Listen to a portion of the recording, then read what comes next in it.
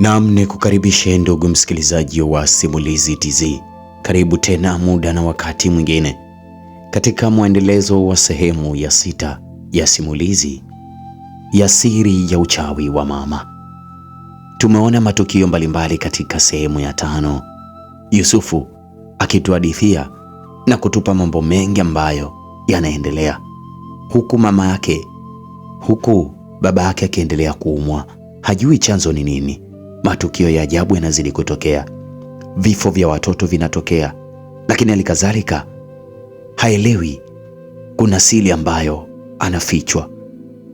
Kila anapojaribu kumuuliza baba yake, lakini baba yake bado hayupo tayari kumweleza. Sasa ni yapi ambayo yaliendelea? Tusonge katika mwendelezo huu wa sehemu hii ya 6. Langu jina ni Mr. A Romantiki kutoka hapa Simulizi Tz. Jambo la msingi, usisahau kusubscribe channel yetu ili twende pamoja. Na sasa tusonge. Basi siku zilipita. Nakumbuka siku moja sitokuja kusahau maishani mwangu mote, kwa sababu hiyo ni siku ambayo maisha yangu yalibadilika kabisa. Siku hiyo ilianza kama siku ya kawaida, lakini ndani ya siku hiyo ya kawaida kulikuwa na kitu kilichokuwa kikinisubiri. Nakumbuka ilikuwa asubuhi pale nilipoamka. Nyumbani kwetu kulikuwa kimya kuliko kawaida. Hakukuwa na sauti ya baba kama nilivyozoea kukohoa na nini, lakini pia hakukuwa na mlio wa mama jikoni. Sikusikia kuosha vyombo wala sikusikia kupika. Mama angu alikuwa na tabia ya kuimba pale anapokuwa anapika, lakini sikusikia. Kimya kilikuwa kikubwa mno. Basi nilitoka polepole chumbani, kisha nikapita uani. Kimya kiliendelea. Nilipoingia ndani ya chumba cha wazazi wangu, nilisimama ghafla. Baba yangu alikuwa amelala kitandani. Cha ajabu, uso wake ulikuwa tofauti. Ulikuwa mtulivu kupita kiasi, kana kwamba alikuwa amepumzika baada ya safari nzito na ndefu. Nikaona nimsogelee. Baba, we baba, baba, lakini hakuitika. Nikampapasa mabegani. Cha ajabu, mwili wa baba ulikuwa baridi. Nilihisi moyo wangu umesimama kwa sekunde. Baba, jamani, baba, baba! Nilipiga kelele mno. Ndipo mama alikimbia chumbani.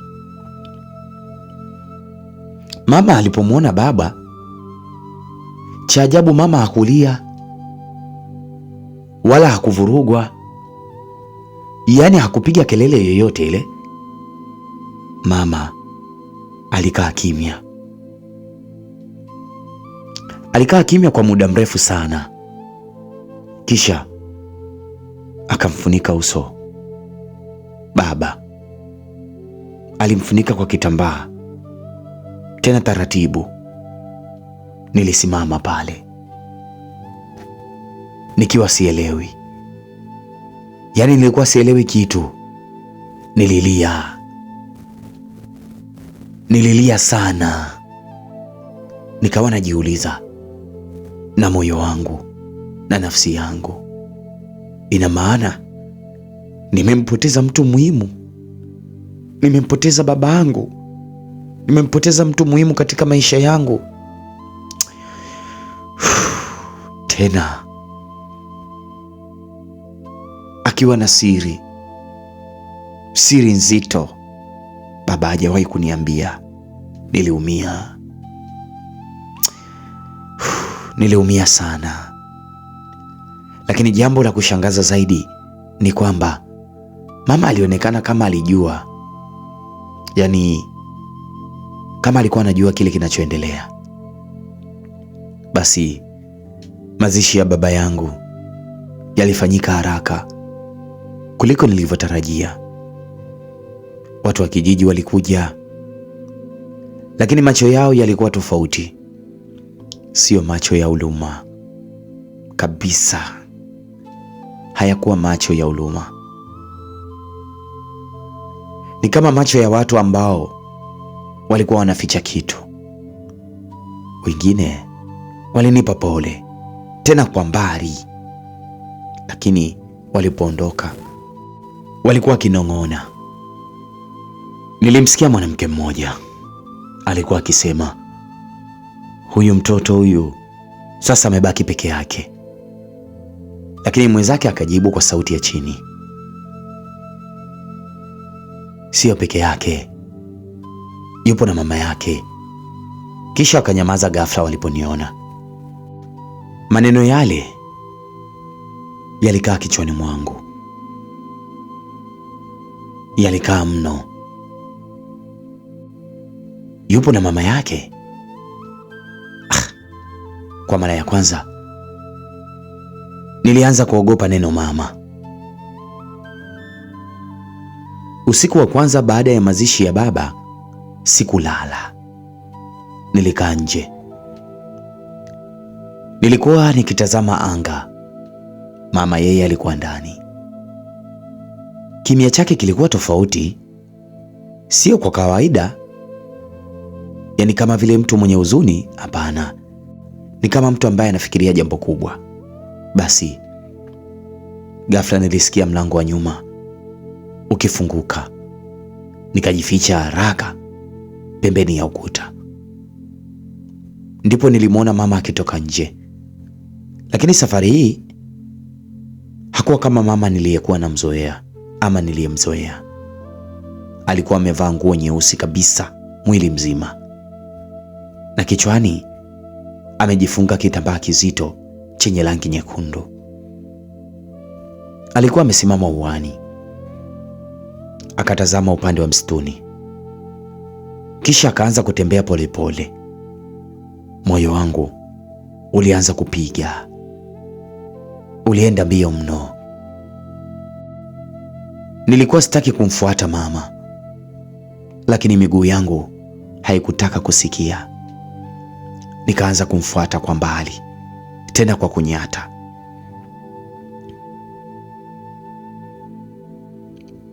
Alitembea mpaka nje ya kijiji,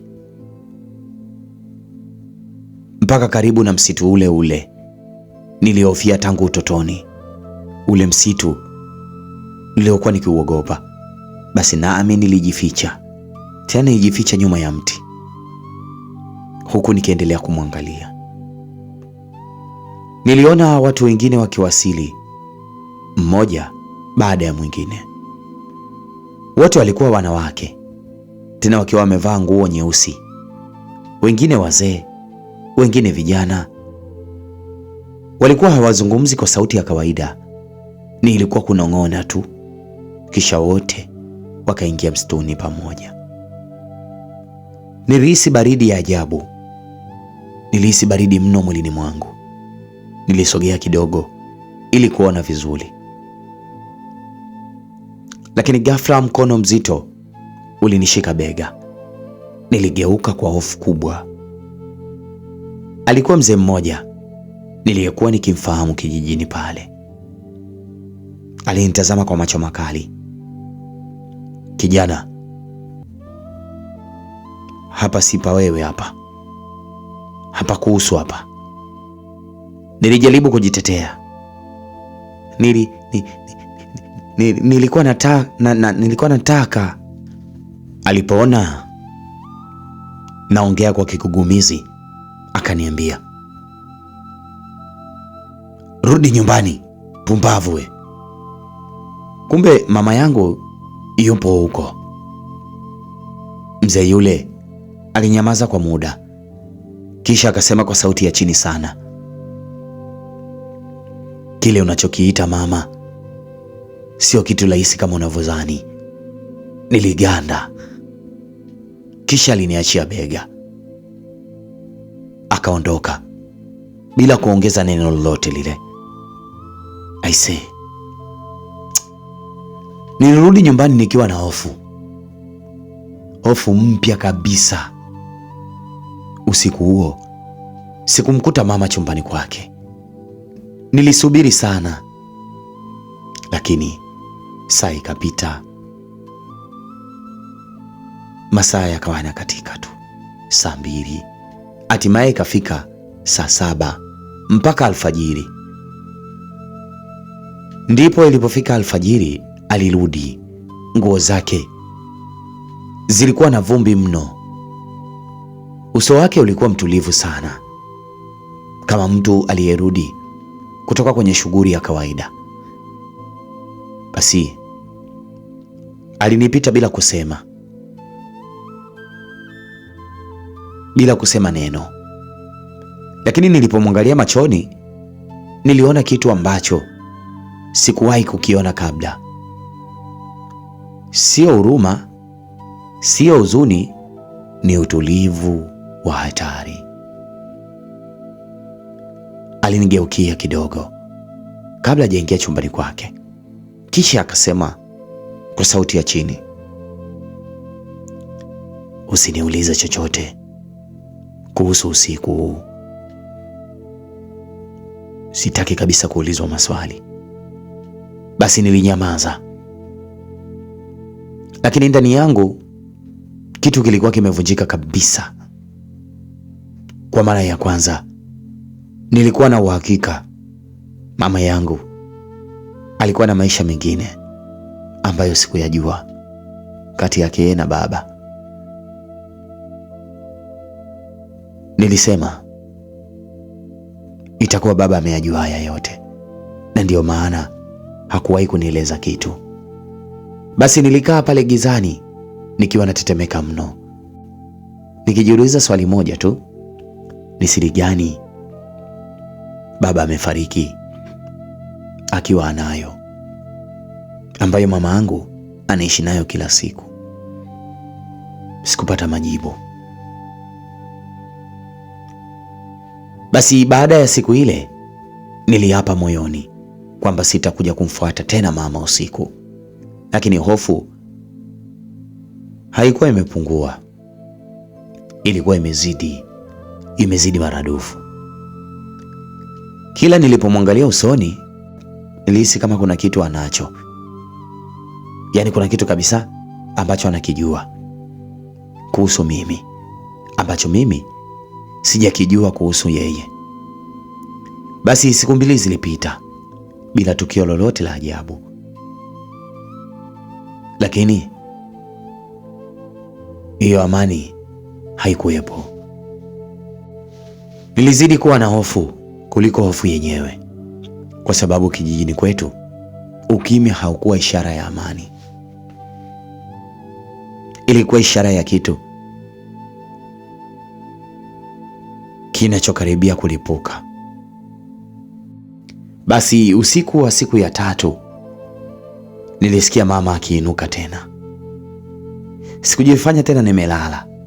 Nilifungua macho taratibu, ndipo nilimwona akivaa kile kitambaa chake cheusi.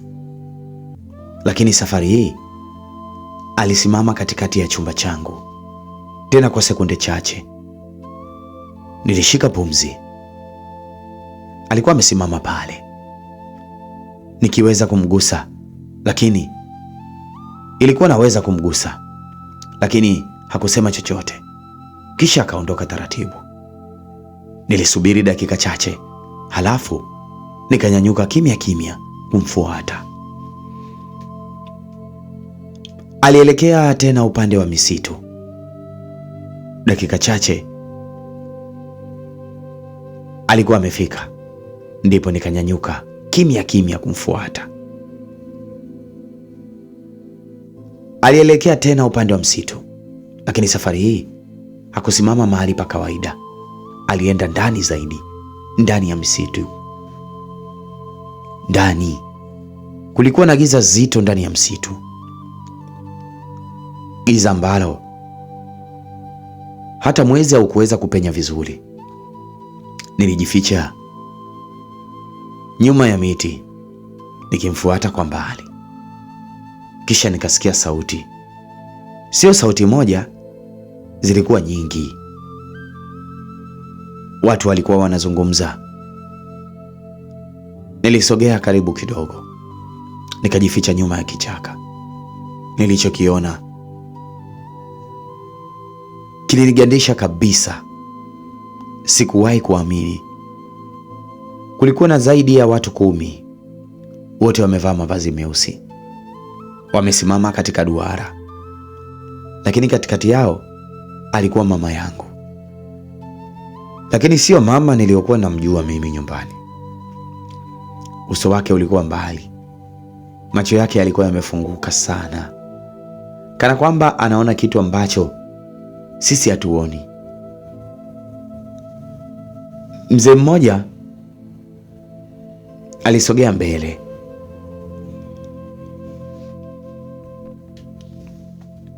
Aliposogea mbele, akasema kwa sauti ya chini, tumekusanyika kwa mara ya mwisho kabla ya hatua kubwa. Wengine wakaitikia kwa kunong'ona. Nikajikaza nisipige kelele.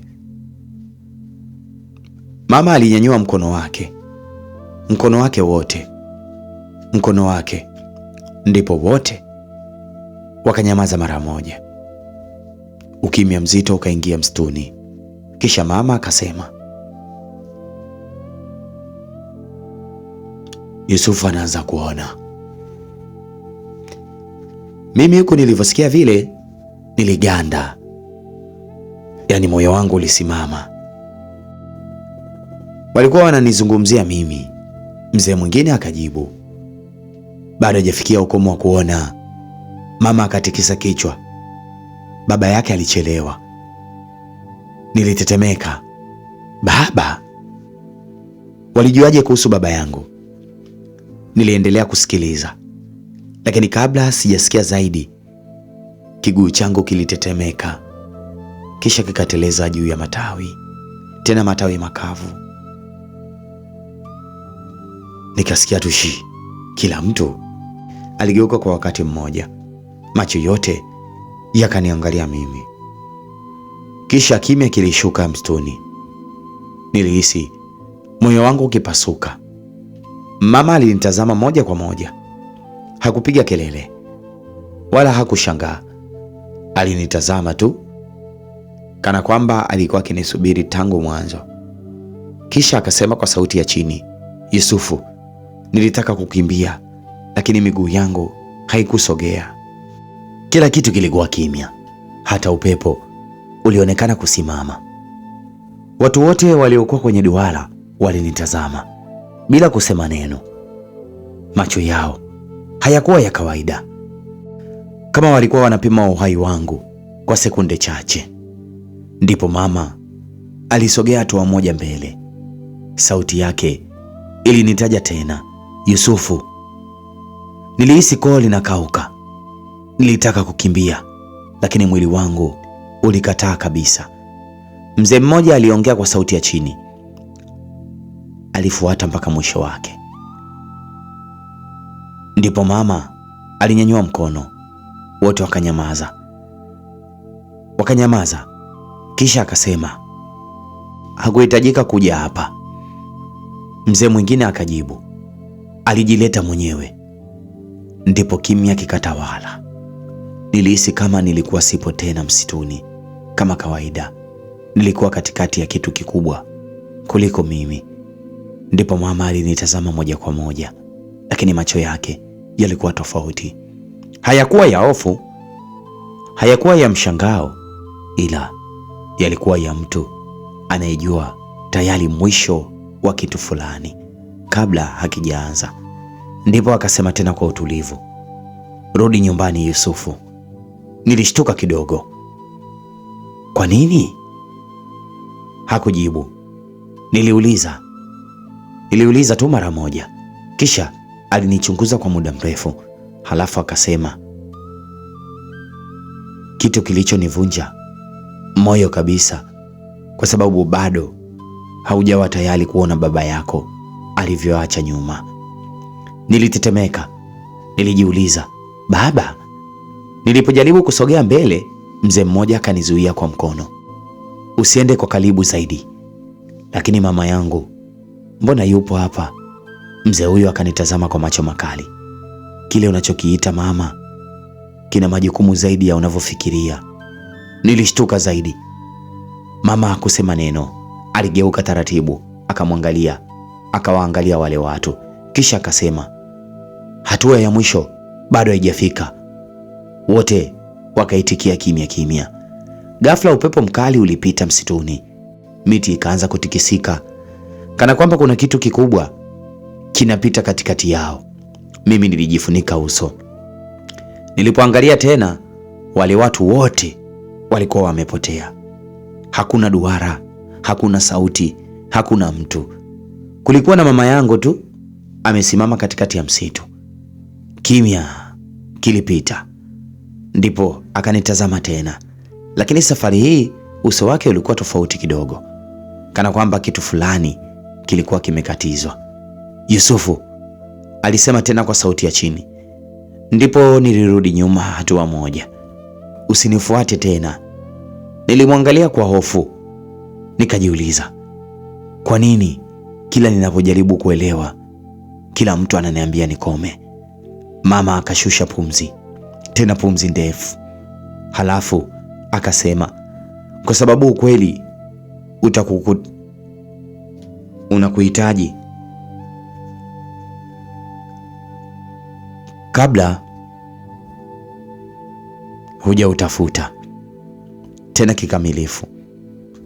Kisha akageuka, akaanza kutembea ndani zaidi ya msitu, kana kwamba hakutaka kurudi tena. Nilisimama pale nikiwa nimechanganyikiwa. Ndipo nilimfuata. Nikauliza, au nirudi nyumbani? Lakini kabla sijafanya uamuzi, niliona kitu kilikuwa chini karibu na miguu yangu. Hii ni sehemu ya 6 ya simulizi hii nzuri. Langu jina ni Mr. A Romantic, kutoka hapa Simulizi TZ. Asante na kwaheri.